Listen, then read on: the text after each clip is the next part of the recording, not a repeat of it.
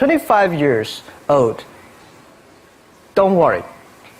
Any mistake is an income, is a wonderful revenue for you. So I told myself and told my young people, before 20 years old, be a good student. When you do entrepreneur, just learn some experience. Before 30 years old, follow somebody. Go to a small company. Normally in a big company, it is good to learn processing. You are a part of a big machine. But when you go to a small company, you learn the passion, you learn the dreams.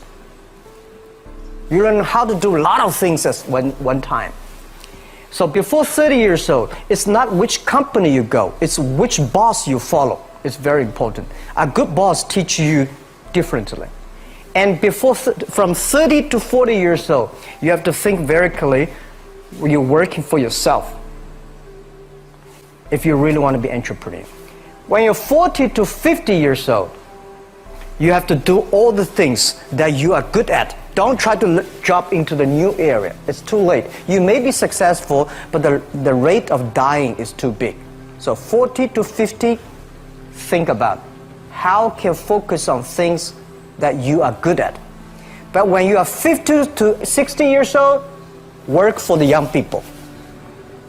Because young people can do better than you. So rely on them, invest on them, making sure they're good. So when you are over 60 years old, spend time for yourself. On the beach, sunshine, right? It's too late for you to change normally. But this is my advice to the young people. 25 years old, make enough mistakes. Don't worry. You fall, you stand up. You fall, you stand up. Enjoy it. 25 years old, enjoy the show, enjoy the show. I did not have a rich father.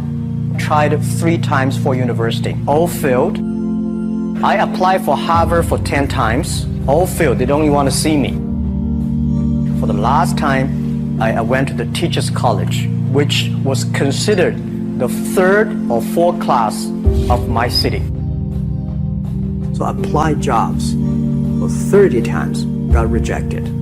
It was so difficult at that time. I was so frustrated because I taught in the university. My pay was $10 a month because I could not find a good job. In 1994, discussed that I'm going to do something called internet, and 23 of them against it. They said, this is a stupid idea. We have never heard about internet, and you know nothing about computer. And I never thought I was smart. Nobody believed that I could be successful because everybody say, well, this guy think differently, think crazily. They think about something never worked. I tried to borrow $3,000 from the banks. Took me 3 months, but I still cannot get it. We talked to over 30 or 40 venture capitalists. Everybody said, no, forget it. A lot of people said Alibaba is a terrible model. As I said, I believe it. I think this thing could be big. I never thought it would be that big like today. But I believe that something is waiting for me there. And I have to work hard to prove myself. That was the tough experience. So we gathered $50,000 from 18 founders. We started. For the first 3 years, we did not have even $1 revenue from our business. It was not easy. Why it keeps going ahead, going forward? Because I received lots of email of thanks from the customer. They say, this is such a great thing. We cannot pay you, but this thing helped us. If you keep on helping us, one day you will be successful. And I believe this. Little by little, we build up our business. Little by little, we build up our ecosystem of the infrastructure. And now, after 16 years, we have an Alibaba group, we have a Tmall group, we have a Taobao group, we have an Alipay.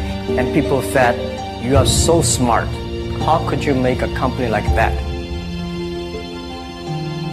Bill Gates, Warren Buffett, Jack Welch, Larry Page, Mark Zuckerberg. The difference between those people and other people, they are always optimistic for the future. They never complain.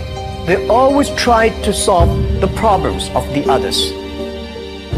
When you're optimistic, it's always opportunity.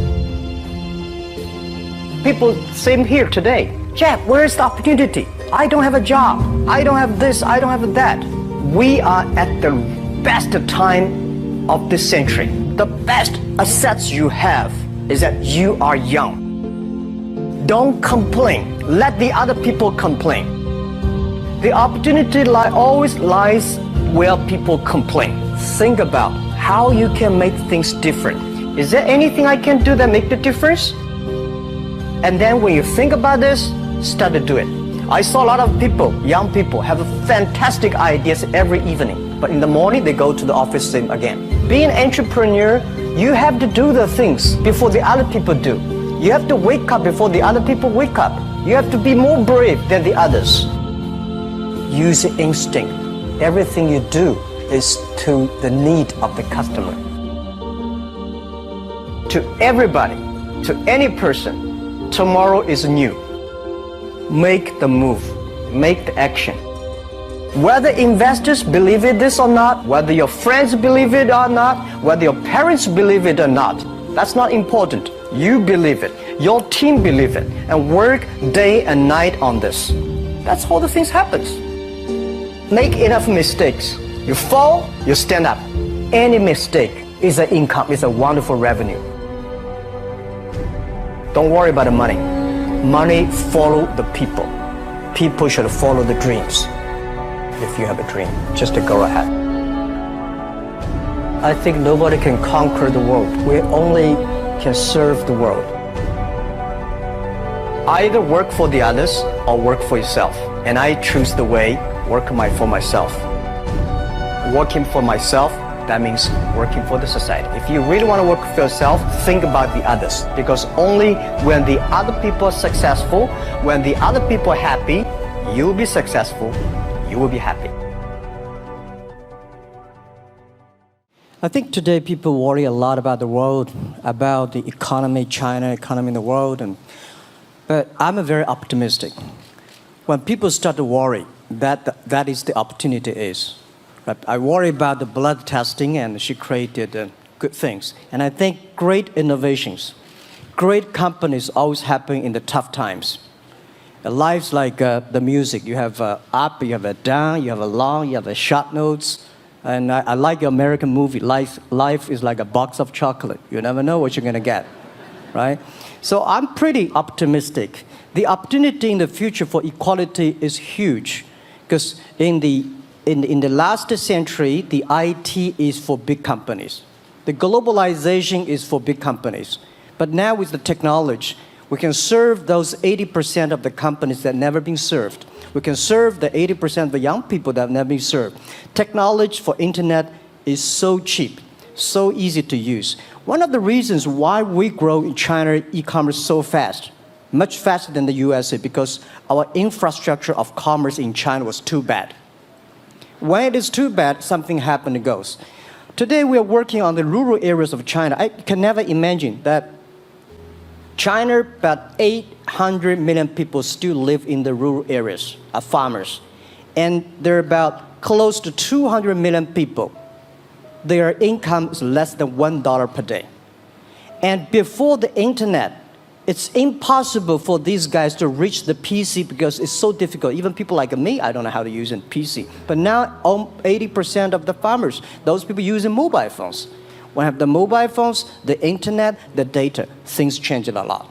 So I'm excited about the future. People always worry. I love the young kids sitting there and talking about the dream, the hopes, because if they have the hope, we have the hope. That's what I believe. And let's just take what you do. And I've loved every description I've ever heard about how you serve people, and your story about the bamboo farmers and your wife and her friends. It was fabulous. But where's this going? What are you going to do? What are your plans to maximize the use that people in remote rural areas of China can make of their cell phones besides ordering your products? How are you going to get it? Are you going to get them in the banking system through cell phones? How? Well, we never know that we can grow so fast. In the past 5 months, we covered 4,500 villages. And these people, normally they use in very traditional way. It took them like we went to a rural area. It took the farmers 2 hours to walk to the downtown in the middle of the town and buy things. But today, because the mobile phone, and we can deliver things to their home, to their village within 72 hours. I remember last week I read a very interesting news. This is amazing. There is a girl, she told me a story. She said her grandfather, 92 years old birthday. And for his life, he always wanted to try one Western style food. But he lived in the rural areas. There's no such restaurant food. So she said, I tried on the internet, book a restaurant dinner for Western food delivered to that village. And they finally immediately find one restaurant. There are 3 guys. They took like a 3 days bus from Shanghai to that village, made an Italian spaghetti and beef for them for this 92 years old birthday. And whole village was excited. Everybody started, wow, you can order food, Western style food. So buying almost everything. And also we're helping, there are a lot of farmers, they plant a lot of apples, great apples. But 90% of the apples rotted because there's nobody buy them. They normally buy by track. If you sell the apples, they sell whole track. And using the traditional way, they can sell by whole basket of the apples. But now, because of the internet, they sell by one. Each apple, they sell $1. Or 1 RMB or 2 RMB for each. So the farmers see using internet, they can buy and sell using the mobile phone. That changed their lives. And I think it's exciting. And people need examples when they see, my neighbor made money through online to selling things. My neighbor buy much interesting things online. People start to learn. And more people start to buy the mobile phones. We cannot make all the mobile factories to sell phones to them. Only they know the mobile phone really works, helping change their lives, they start to buy the mobile phones. Just one more question. And then, do you think this will make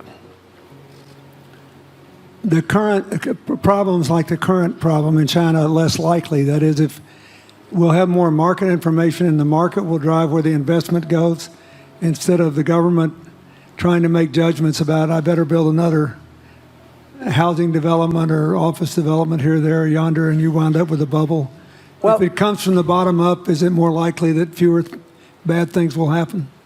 Yeah, I think last week I was in Seattle discussing about the China economy. I think you American people worry too much about the China economy.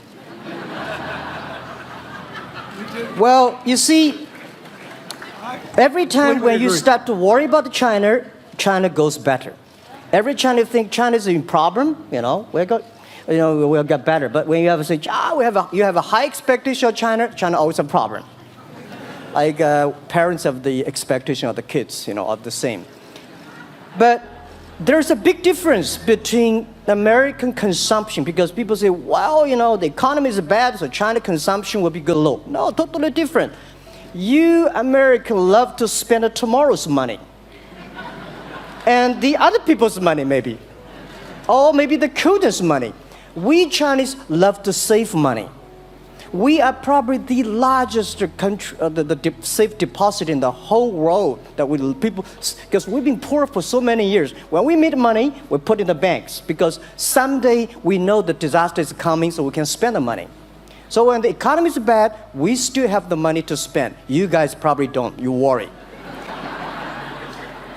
And the second thing is that China been focusing on developing for the past 30 years.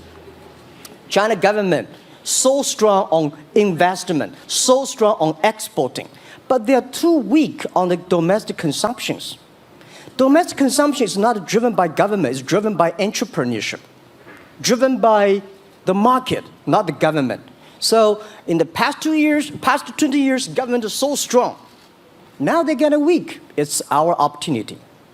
It's our showtime to see the market economy, entrepreneurship, how we can develop the real consumption. I think if the China developed the great consumption, we have a 300 million middle class. In next 15 to 20 years, we're going to have 500 million middle class. We need to import a lot. So when we start to import, that's a great. I worry a lot when we export. When we export, we got a terrible sky, we have a terrible water, we have a terrible environment. When we start to import, we got to be better. So that's all the great opportunity, guys. Be happy about that. I'm serious. I agree with that. I'm serious. Yeah.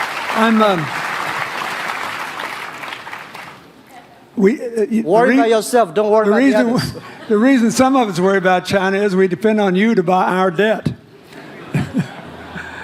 However, I tried to be more Chinese when I was president. I saved a lot of money. So good. Good. But I just wanted you to say that because I really believe that. I mean, I think you're absolutely right. The trend toward greater internal consumption I think, will remain unbroken in spite of whatever the difficulties are in the next few months. I think it's important not to overreact. You can't break the trend. You've got to clean up the land from chemical contaminants. You've got to clean up the air. You're going to do it. Yep. And a lot of Chinese will make a lot of money out of that. There'll be a lot of great new companies, and there'll be opportunities to import from other places. Yeah. So can you discuss your theory of what you're doing and other things in terms of whether it advances equal opportunity and social solidarity? Tell them what you think is going to happen. And what other kinds of, when your opening remarks, you just said technology is going to be active in this way in other areas of the economy. What do you think the next big opportunities are?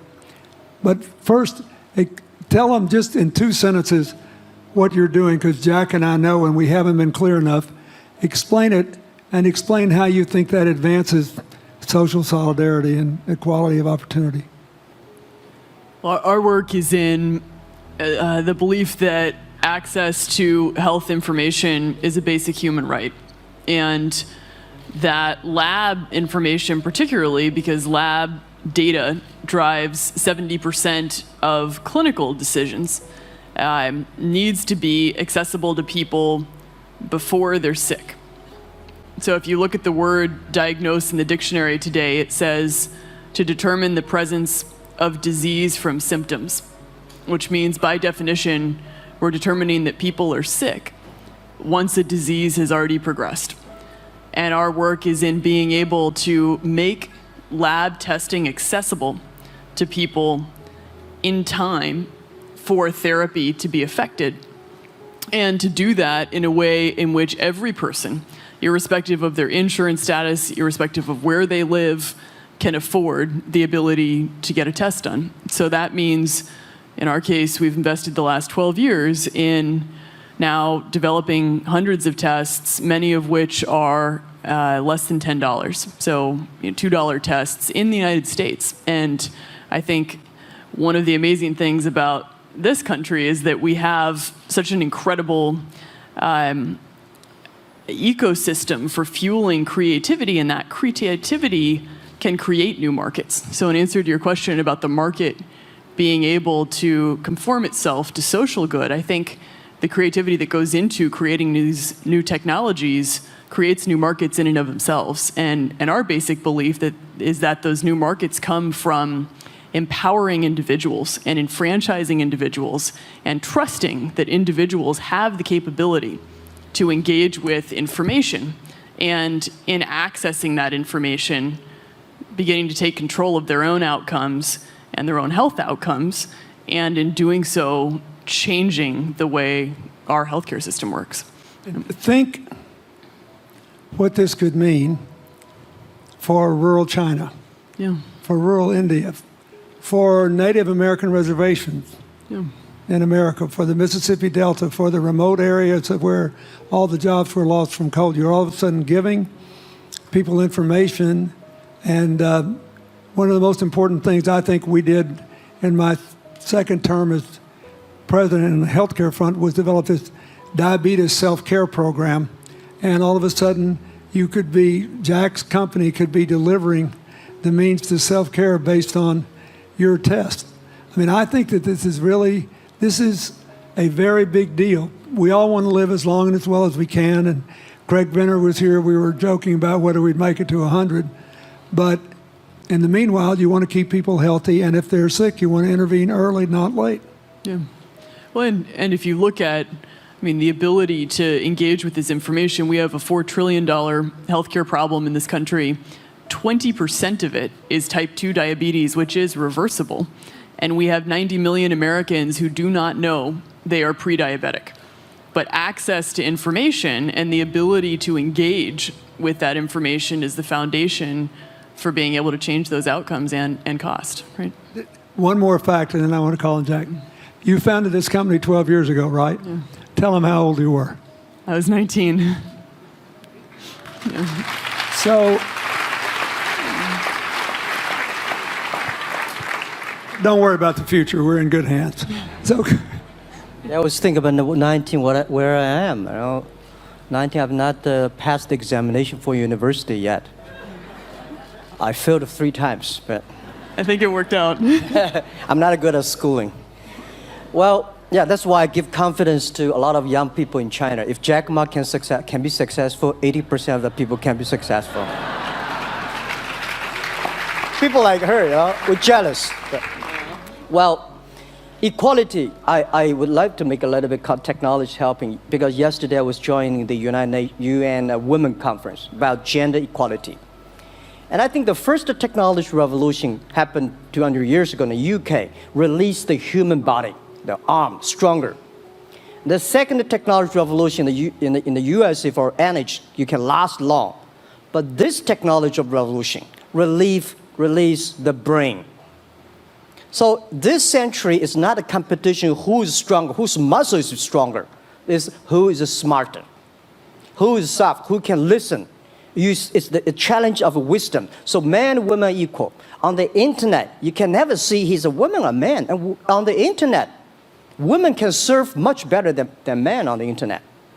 Men talking about the business, talking about numbers, competition, they make business very cold. Women, they make business very cozy, lifestyle, and interesting. 50%, more than 50% of our shop owners, more than 5 million shop owners are women. And people love that. This is the great thing I see, that this century we see more and more women leaders, on the state leaders, the presidents. In the future, we're going to General Secretary of the United Nations should be a woman leader. And this is the great century for equality. And I feel excited about that. let me ask you, we're almost out of time, but one of the things that we haven't talked enough about here, and not just here, but generally, is whether the leapfrogging we saw with cell phones, which was instrumental in your phenomenal business success and which will make it possible for you at the appropriate time to do what you've done on a global scale, hitherto unimaginable in all of human history for anybody to have any of their own health data.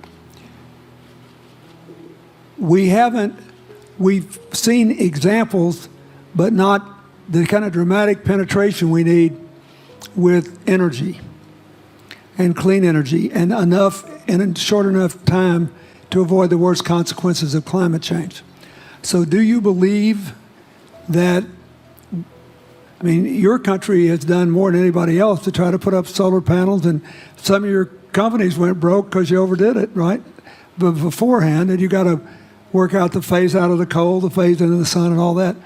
Meanwhile, Africa, which is growing like crazy because of the cell phone in no small measure, and has 6 of the fastest growing countries in the world, still has vast swaths of its land totally dark at night.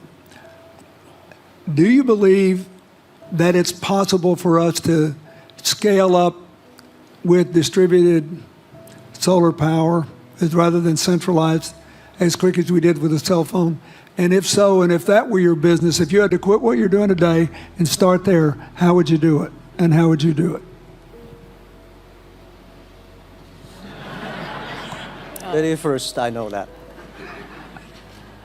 I'm such a huge believer in technology, and I think especially right now, we're at an incredible time in terms of new technology and the ability to apply technology in a scalable way towards solving some of these problems. So I would look at it in the context of some of the renewable solutions that we already have, and in the context of empowering, connecting individuals with access to those solutions, and in the context of creating markets around them. I think that there's real opportunity to actually create an ecosystem in which people can financially benefit from these solutions, and I think that's going to drive an adoption. I think in developing economies, there's a revenue stream associated with that, and the more we can turn even already some of the technologies that we have into markets, the more that we can fuel, I believe, local growth and individual engagement in beginning to adopt some of these solutions. Just related to that, Jack, you answer it, and then I'll ask you one final question. Yeah, I am a strong believer that technology can make world much better, because people say China economy is getting slower. I'm happy about the 7%, even 5%. Even 5% of the GDP of the number of China, of the second largest economy, is big enough. But you don't expect China to keep on growing 11%. Because like one human body, when you're 1.8 meters tall, you cannot keep on like a 10% growth every year. You have to grow the quality, your mind, the wisdom. So I think China needs new technology to solve these problems, and which today the data, the clean technology, all these things that China is supposed to do, if we keep on the tradition, the old ways, we'll go nowhere. This is why I feel excited, because people ask me, what is your dream now? Because I never thought I would be today. I can sit here talking to president. I'm like a guy, on the street, and like failed 3 times for university, 5 times for high key schools. I applied for 10 times in Harvard school, all rejected. I never thought, because of the technology, because the internet gave me this opportunity. So I'm thinking, when I retire, I don't want the Chinese people have a terrible water to drink, unsafe for food, and the money we make all spent in the hospital. That's disaster. So how we can use the technology to enable young people, the great chance of this world, don't worry about it. We got 1.4 billion people who were born in 1980s. They are the people of the internet times. They are going to have new ways to solve the world problems. The things you are worried about today, they can solve it. And human beings have these kind of worries for centuries. And young people can always solve it. And today, when you have a right direction, clean energy, the climate change, all these issues, they will be solved, and these are the great opportunities ahead of us. Anything else? I agree with that. I think the more we can enfranchise people, the more we can create ecosystems in which individuals are empowered, the more we give rights to individuals to be able to build businesses, to be able to pursue the economic benefit of technologies, the more you see these markets change. Before they leave the stage, I want you to look at them. And I want you to think about the time we have had to spend here dealing with the refugee problems in Syria and Lebanon. Stand up, Elias. This is my friend Elias Bousab. He's the education minister in Lebanon. He's got to educate all these kids. And so he left a miracle that very much reflects the lives that Elizabeth and Jack have lived. He was in a very responsible position at the American University of Dubai. They started bringing American scholars over there to live in an Arabic culture. He did all these wonderful things. Lebanon got in trouble. He went home to save his country. What is the difference? How much more could he and every smart Lebanese person do if they could focus on these things? And why can he not? because the place is dominated by people who think their differences are more important than their common humanity and their common challenges. You cannot imagine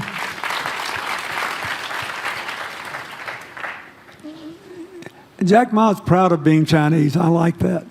He never hid it. He's happy about it. I'm proud to be a global citizen too. Yeah. Yeah. And I imagine Elizabeth's proud to be a blonde-haired, blue-eyed American techno whiz from Northern California. Yes. But they don't, not a word either one of them has said has defined the meaning of their lives or the direction of their work with negative reference to someone else. My friend Dikembe Mutombo, stand up. No, you don't have to stand up. It'll hurt you too much. You're an old man. My 7'2" tall friend was just inducted into the National Basketball Association Hall of Fame. And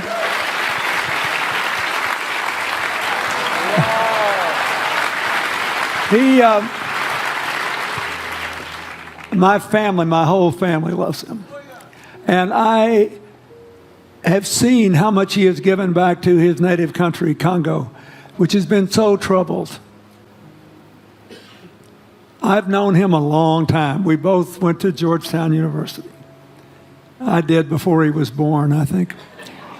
I've never heard him say a resentful thing about anybody. I have seen him give and give and give and try to give the people in his native land opportunities. Why am I telling you this? He's had a good life because he never defined his life with negative reference to anybody else. He never begrudged anybody else's success, and he thought he had an obligation to help other people. I'm telling you, we are back in a time of collective global insecurity where the main struggle is the oldest one in human history, just in modern techno realities. I mean, if you were trying to build the Middle East, you would think about our permanent sponsor here, the ambassador from Oman, who her government tried to help head off a calamitous war in the Middle East over the nuclear issue in Iran. We all pray to God that it'll work out all right. And the lead she made. You look around all these places, wherever people are putting aside their differences and working together, good things are happening. We cannot achieve economic or social equality without living in the factual realities of the world we face, looking at the obstacles, looking at the opportunities, making the best decisions. And those of us who even feel good about ourselves because we think we spend a lot of time giving, our whole goal should be to work ourselves out of a job. One of the things that Bill and Tanny Austin are sitting there with Starkey, they started giving away hearing aids, and then they decided, well, we better teach these young people how to speak. If they get the gift of hearing, they'll have to learn that. So they got into the education business. Sonny Varkey got into the education business and decided somebody ought to do something really dramatic to remind people that the only people that really matter are the teachers. So he gave the first Global Teacher of the Year award last year, and an international panel gave the prize to a teacher from Maine who promptly gave the entire $1 million to her school. The woman never made any money in her life. She gave all the money away immediately. The future is going to be forged by people who think of how to use the modern tools that we are given, as Elizabeth and Jack have, to create opportunity through empowerment. And it will not be a straight line. It's too many moving parts. But I just want you to think about that. The reason you feel good looking at them is that you identify with them even though they're different from you. And that's basically where we are all over again, and we can't slip back. We can't give up. That's why when we had the Prime Minister of Italy and George Soros talking about the future of Europe, and George said it was coming apart, and the Prime Minister said, no, it doesn't have to come apart if it's about something more than economics. I thought it doesn't have to come apart if you will it not to. And you put yourself on the line for it. There are no guaranteed outcomes today, but you can guarantee that the trend is right. So go ahead, you were going to say something, weren't you?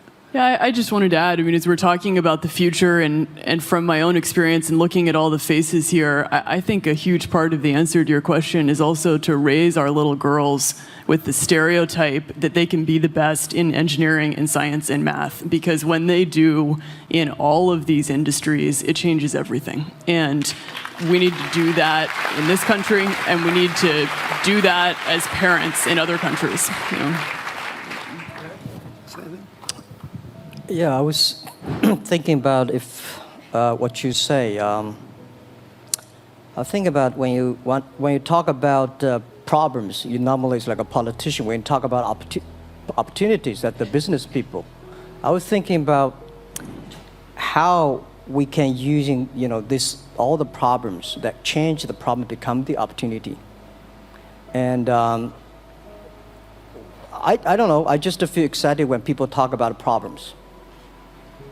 I think think about if you can solve one of them, that's the chance. And today, nobody live in this century has so many opportunities and so many tools they can use to change other people's life. And I think in the last century, which I call the IT time, this century is called the DT time, data technology. IT is to empower yourself, make yourself strong. DT is to empower the others. When you empower the others, you empower your future, yourself.